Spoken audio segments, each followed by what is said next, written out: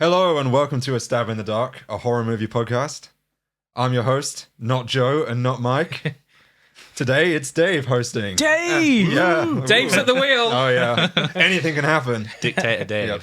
And today we're talking about Salem's Lot. We And are. I haven't seen it. That's why I'm hosting. Yeah. You didn't miss out on much. Ooh, okay. Yeah, not at all. Whoa. Jumping the gun. Jump in the gun. I have a strict schedule here that I'm adhering to. Okay? Excuse me, Joe. I'm sorry. Okay, so yeah, as always, I'm joined by Joe and Mike. And as I understand it, both of you have different kind of backgrounds with this film. So Joe, you've not read the book, you've not seen any of the other adaptations. This is my first ever viewing Dip in in the Salem's any lot sort of pond. media. Yeah, And Mike, you've read the book, you've watched the previous miniseries. correct. In fact, you read it pretty recently, right? So it's pretty fresh. Probably like, I don't know, it might be a year ago now, but relatively recently. Yeah. For a book, that's pretty recent. Yeah, correct. I mean, like, I read it like 5 years ago, and I remember that it's about vampires, and that's about it. So, yeah. Yeah. Okay, yeah, so... Well, if you want it summarized, watch this new one. Oh, really? Yeah, because that's all it Well, that is. sounds like a good thing to me. Okay, we'll talk about it. We'll see. Okay, yeah, so this new adaptation, 2024, directed and written by Gary Dauberman. Not his first Stephen King adaptation. Nope. A history of screenwriting, actually, before a director. He wrote quite a lot for the Conjuring universe. The entire Annabelle saga. That's Annabelle Creation, Annabelle Comes Home. He wrote, and he actually directed the last one. He also co-wrote other Stephen King adaptations, It Chapter 1 and 2, a couple years ago. And at least one of those was good. Yeah. Yeah. I'd argue definitely one of those was good, and definitely one wasn't. Yeah. It was interesting, the second one. Okay. Was it? So yeah, as a brief synopsis, when author Ben Mears comes back to his childhood home in search for some inspiration for his next book, he discovers that people in his hometown are mysteriously turning into blood-sucking vampires. Okay, let's get into it. Joe, spoiler-free thoughts? I like the idea of it. Obviously, Stephen King, classic novel, can't go wrong in some respects, but they have gone completely wrong with this adaptation for me. It feels so rushed, and it's like I know the plot and what happens, but that's because I saw the back page of this, or I saw it all summed up in one sort of tiny journal somewhere. It's like I've not seen something. It's like a blurb. Yeah, it is, and it's just weird. I don't know what you thought, but it's so weird when you watch it. I actually found the style of it to be really out. There's just something off about it to me. Wait, what do you mean In by terms that? of the visual presentation. Yeah, it felt like it was so digitalized. I didn't like the way it was presented. In fact, the one scene I do like in it is near the beginning, the way there's silhouettes. I thought that was a fantastic and fleeting moment in the rest of this film. Yeah, they do a bit of Nosferatu style shadow kind of stuff. Yeah, there is a is bit right of at that. the start. As soon as you see the vampire, not so much of that. It was a bit better when it was a bit stylized. After that, it was a bit CGI, kind of rough CGI, in fact. Oh, so Yeah. they kind of keep it a mystery for like the first act or so? For a little bit, Yeah. but then the first death of the movie, the vampire is unveiled, and from that point, you just see him pretty much as a vampire every time he appears. It's quite weak. It's basically a summary of the book without any changes except for simplifications. Okay. Simplifications that hurt the themes of the book and hurt the narrative. Spoiler free, I won't say what those are. But and I also don't really like the ending either, which is one of the changed the biggest ending? changes. Yeah. Oh, right. So yeah, I mean, if you want Salem's Lot, the story, do anything other than watch this movie, I would say. And how long? I only watched- How long is it? I think it's About an hour and half, 50 hour and minutes. 45. Yeah. Yeah, something like that. Pretty brisk, I guess. But the miniseries is what, like 3 hours total? Yeah, correct. I mean, you could do that, right? Just Yeah, just but it watch is that. a long book. It's like It is a very long book, 800 yeah. pages or something. It's very good, I remember. Yeah, Very good. it's my favourite Stephen King book. Yeah, it's top 5 for me, Yeah. I think. Yeah. Having not read it, which is supposed to be the best one, but yeah, it's my favourite of the ones already. To me, this feels like it should be like a Netflix series, like 8 episodes, because there was so much going on and so many characters were introduced and then something would happen to them, or I wouldn't see them Yeah, again, they're or not they would developed change. at all, the characters that are introduced. And me coming from the book knows a bit more about them, but you're not given any of that information as part of the movie. And it frustrated me that I didn't get any more of that. I mean, there's this love story which plays throughout the film, and then really you get like 3 proper scenes with them together and them developing. I actually quite liked their chemistry on screen together. I didn't mind. Yeah, it wasn't given a lot of time But to yeah, bloom, though. there's no fleshing out of that, and it felt like throughout the characters would just jump to the correct conclusion to progress the story. So they'd be like, "Oh, it's a vampire." Yeah. Like, oh, first guess, well done. Like, basically, like that's the first thing that you think of in like a grounded world. yeah, They exactly. were speed running all of the logic to keep the runtime down. Yeah. Everything done was like in the interests of not padding it out with silly things like character development or like Who needs it? motivations that make sense or anything like that. Yeah. And things, so obviously, vampires only come out at sunset and during the night. So why do all the main characters only do things near the end of the days?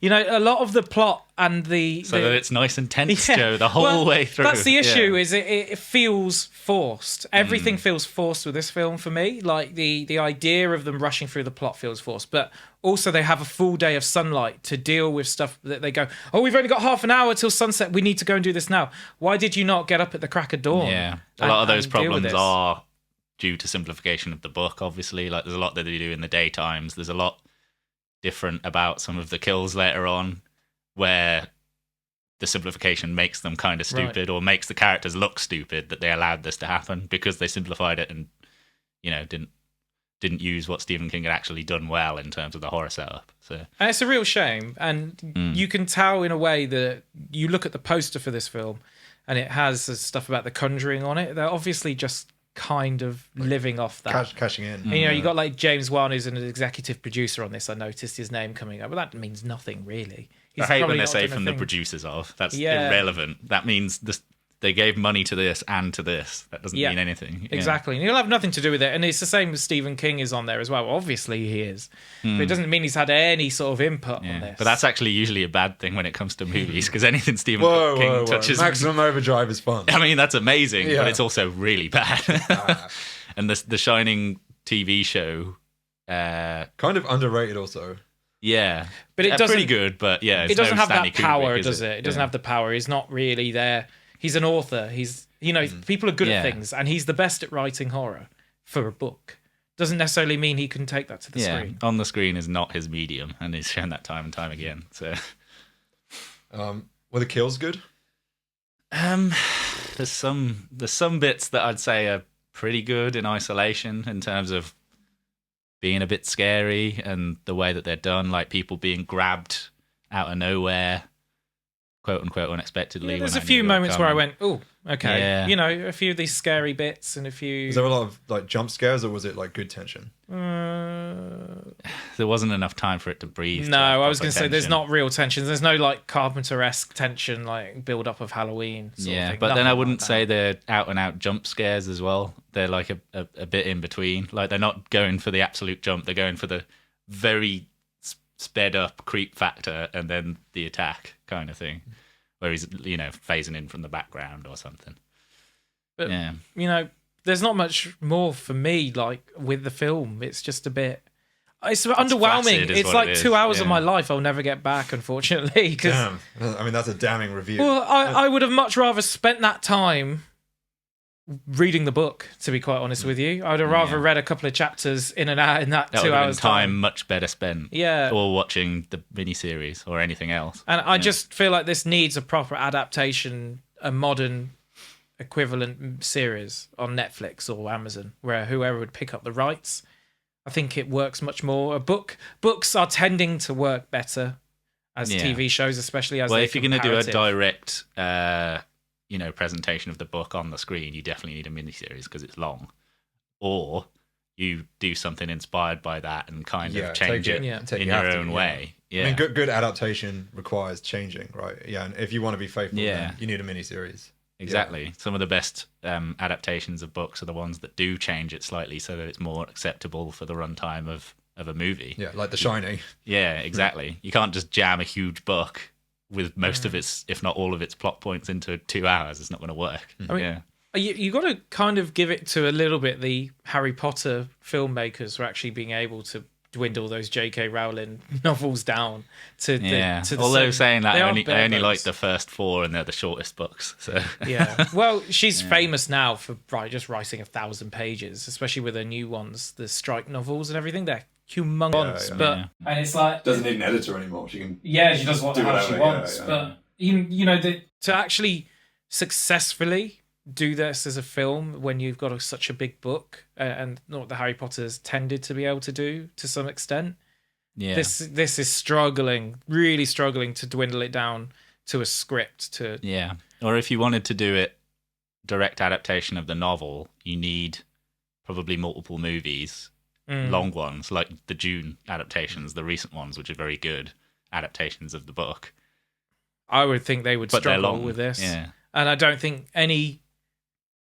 any sort of studio would attempt to do something like that with a Stephen King novel now. I Not feel without a massive director attached to Yeah. it, like Denis Villeneuve or someone like that.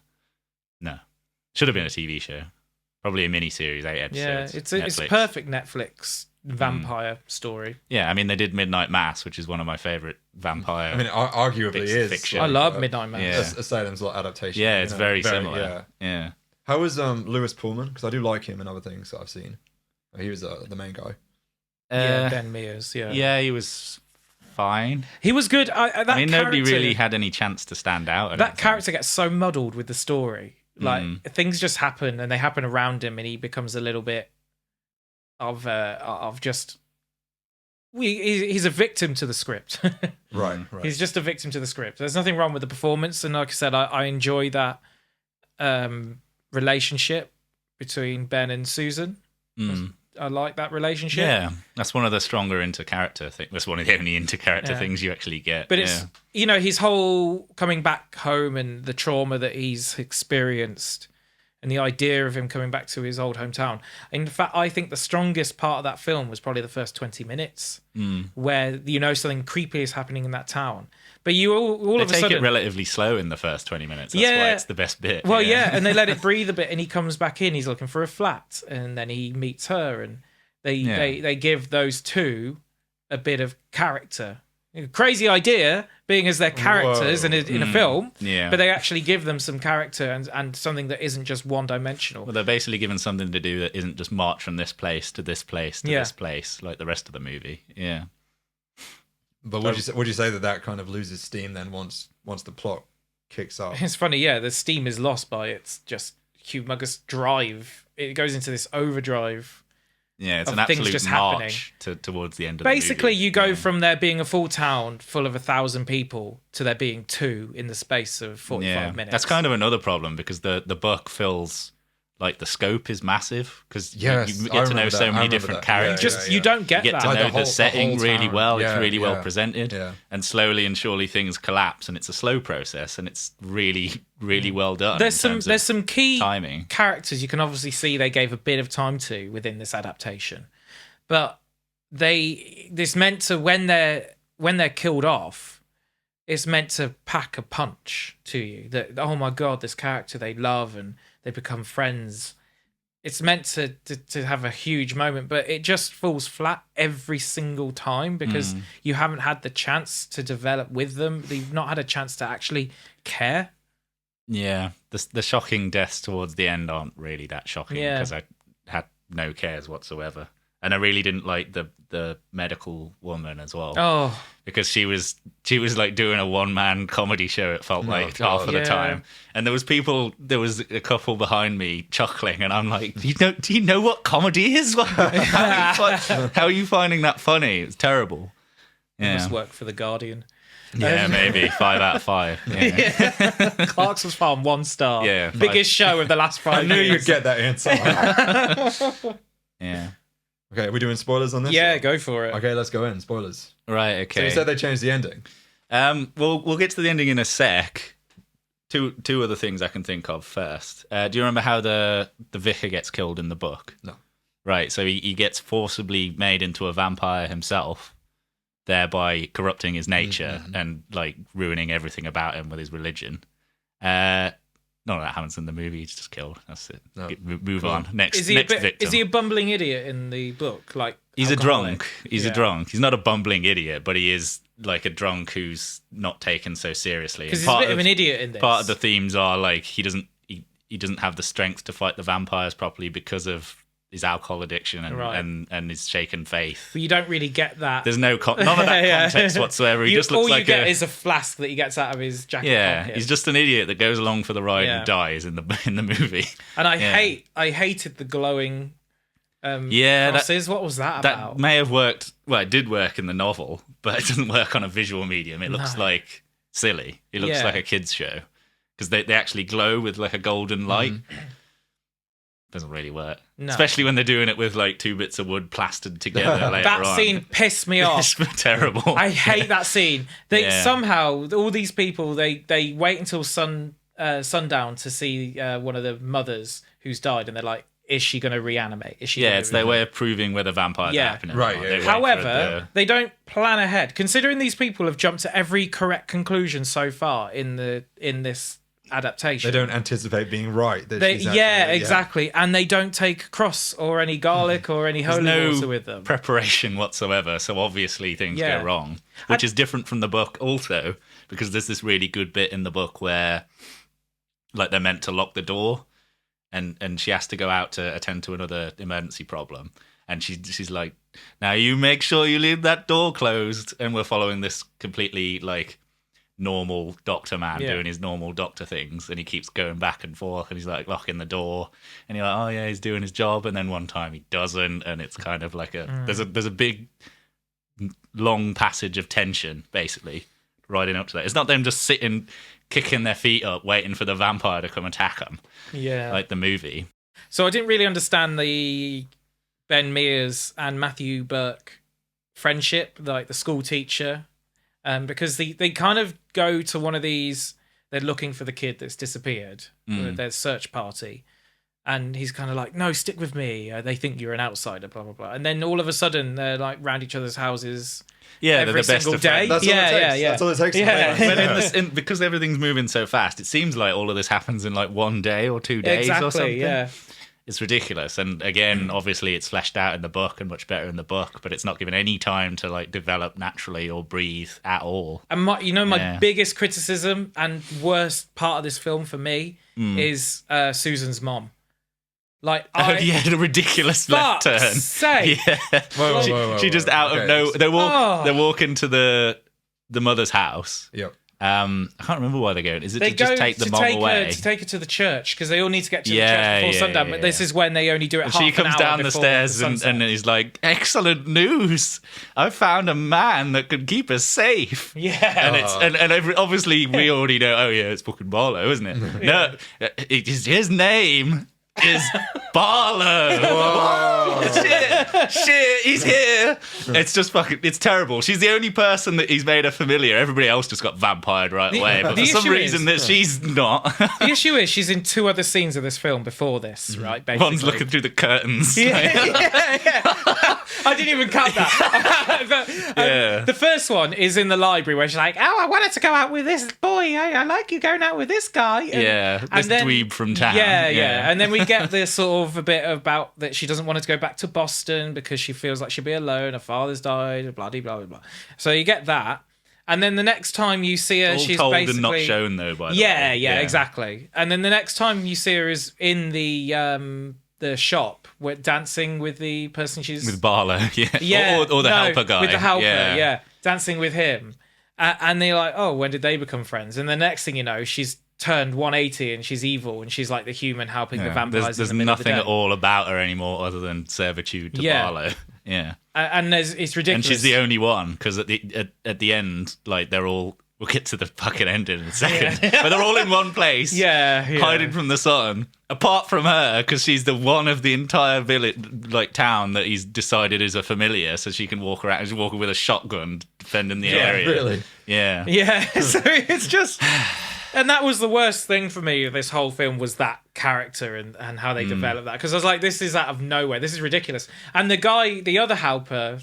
that Barlow has. He looks so much like Rufus Hound. I couldn't get that out of my mind. He just looks like Rufus Hound. But he has the best scene in the film for me, where the two boys are walking home. Yeah, that's a very creepy bit, where he's like matching footsteps. It's the but he's silhouette right behind, bit. It's that but you silhouette see bit. It reminded me of the Babadook, that type of that look to it. That's what it reminded me of. Yeah, that's another. This is cool. That's another positive, but again, we've only got positives in the first 15 yeah, minutes. and it's so fleeting. Yeah. It's like 5 seconds worth of the film. Yeah, and it's they really should have took that moment. further, like they did in the book, where he does the thing where he stops walking and the noise stops, and then he starts walking again, that kind of thing. See, that would have been so good. Yeah, cut out everything else and just give me that for 2 hours, for God's sake.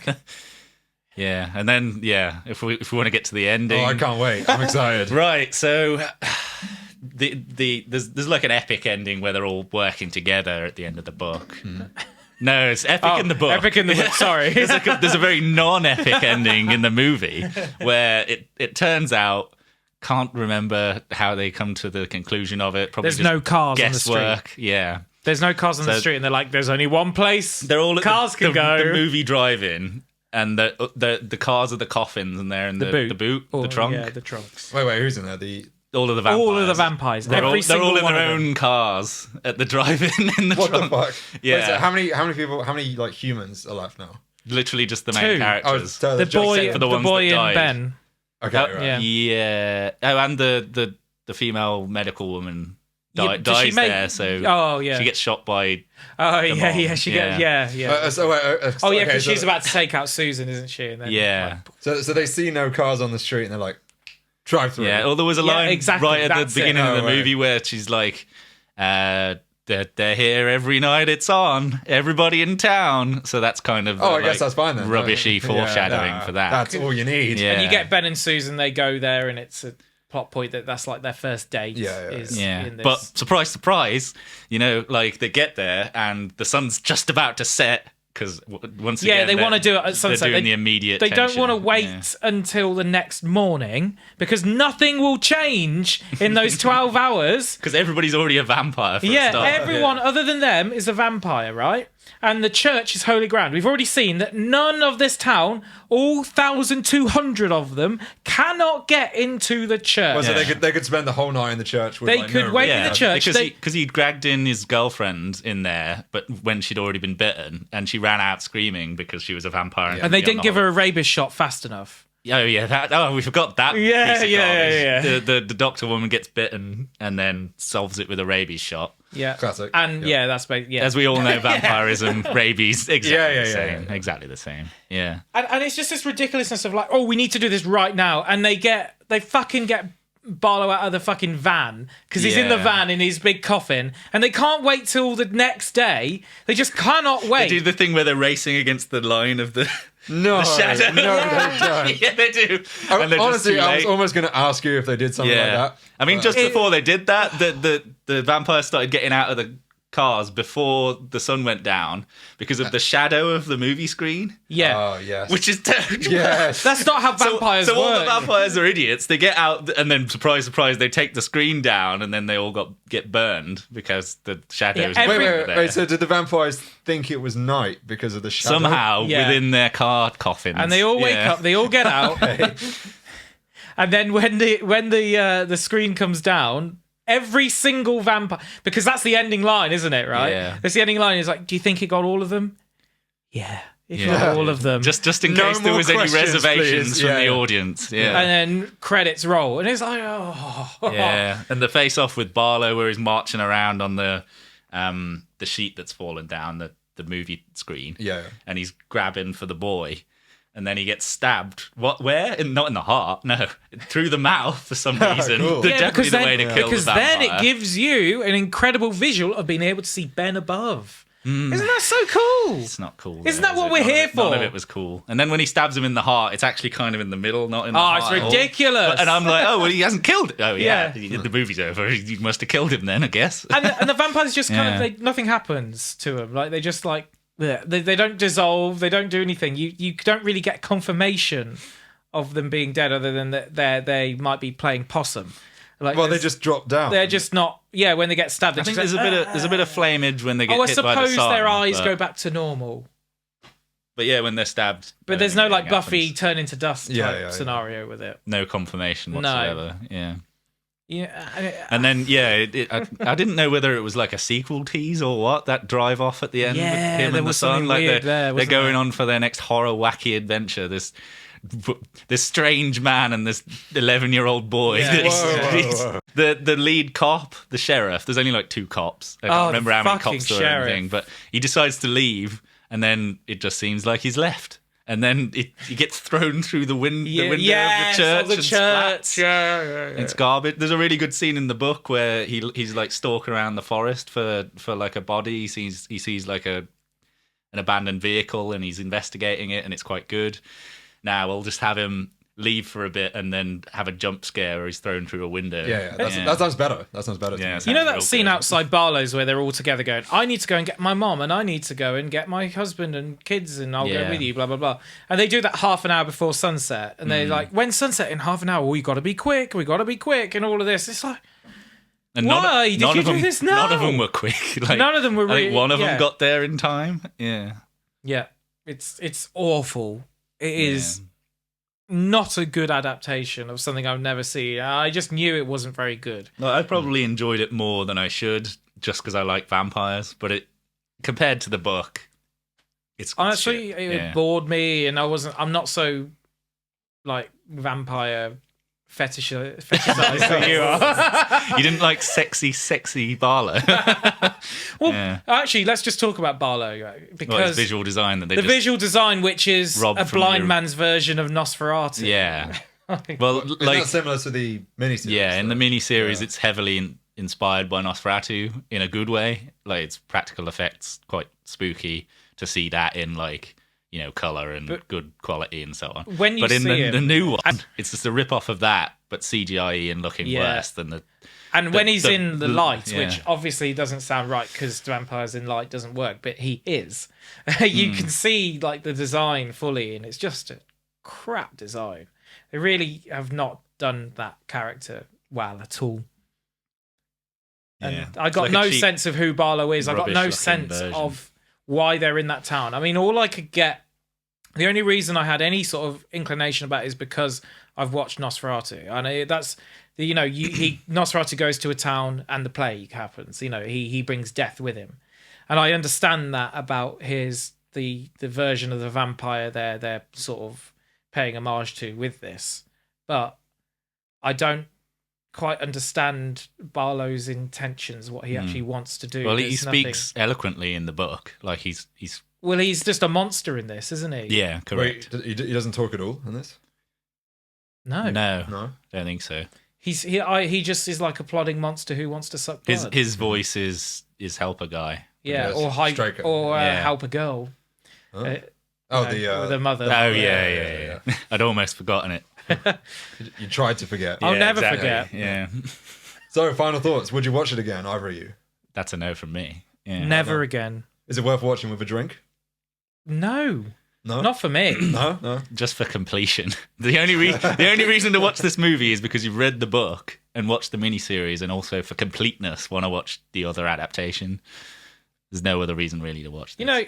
I was in the dark watching this film at the cinema, and all I wanted was a vampire to come and kill me and take me out of it while I was watching this. Well, they should put that on the poster. yeah. It was not good. No, it's gonna get. I wouldn't recommend. Well, you could see it for free, but I still wouldn't recommend it because Honestly, because I was considering it, but you No, can't watch. I You think- can't casually watch a shit movie in the cinema. So yeah, watch that's it true. at home. Maybe when it yeah. comes out on streaming, I can like watch it while I'm on my phone or something. Yeah, But, for sure. If you're interested in Salem's Lot, I suggest you read the book Yeah. and not watch this film Yeah. because you'll have a much better time and you'll invest more into it and it'll be more fun. Yeah, or just watch the miniseries, which isn't as good as the book, but it's still pretty damn good. I do need to read it now because I need that sort of what's that slime that's now on me with the I'll wash it idea. away. Like, I need something Get to the wash it. authentic Yeah, Salem's Lot exactly. I mean, it is Yeah. somewhere up there. I can't immediately spot it, but if you were at home, Oh, there and it zoom is. in and it's see. it's the orange one there. Salem's Lot. Yeah. There we go. Read it, not watch it.